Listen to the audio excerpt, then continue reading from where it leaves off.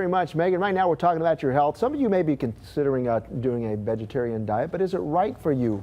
Our UAB nutritionist, Dr. Beth Kitchin, joins us to break it down for us. Good to see you this morning. It's good to see you too, Mike. There are a lot of different vegetarian diets, but now you've looked at some studies on whether or not it's healthy or not healthy. Right. Talk about that a little bit. And there's a little confusion with the studies because a lot of people say, oh, we know that vegetarian diets lower your weight, lower the risk of heart disease. Well, we don't really have any of the kinds of studies that show direct cause and effect. Okay. What we do see though, Mike, are these correlations, these links. What you see are people that eat a vegetarian style diet tend to have lower blood pressure, lower body weight, lower risk of heart disease and diabetes, and even some cancers.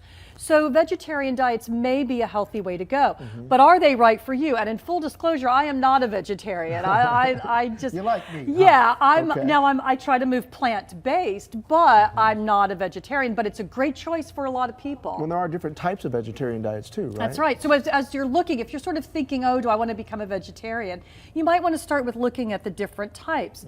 The first one is lacto-vegetarian, and those are vegetarians who include milk. So they don't eat meat or eggs or other animal products, but they do include milk and cheese and yogurt. Okay. This is a good choice, Mike, because you're getting that high quality protein from the dairy foods. Okay. And then you've got the ovo-vegetarian. They include eggs, but no other animal foods. And then of course you have the combination lacto-ovo. Now when we think vegetarian, most people think of vegan. That's sort of the purest form of vegetarian diet, where there are no animal products at all. So no dairy, no eggs. And then you've got this kind of loosey-goosey one that I really like. It's called the flexitarian. Oh, okay. And this is where you may want to go if you're sort of questioning, can I completely give up animal foods? You might want to try going flex. And this is kind of cool because you kind of do vegetarian most of the time, but then sometimes you eat some animal foods. 4th of July, you might eat a burger, you might eat a hot dog, but then the other times you're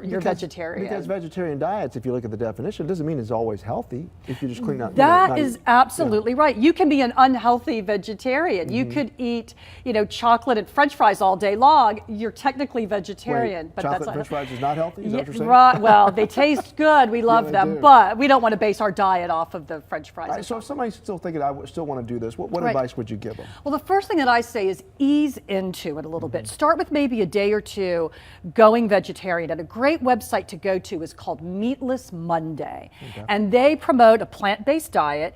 And they want people on Mondays to not eat any animal foods, or at least any meat on Mondays. And it's a great website. They've got lots of great recipes and lots of great tips for getting started. Okay. And you can see their website right there. It's a great website.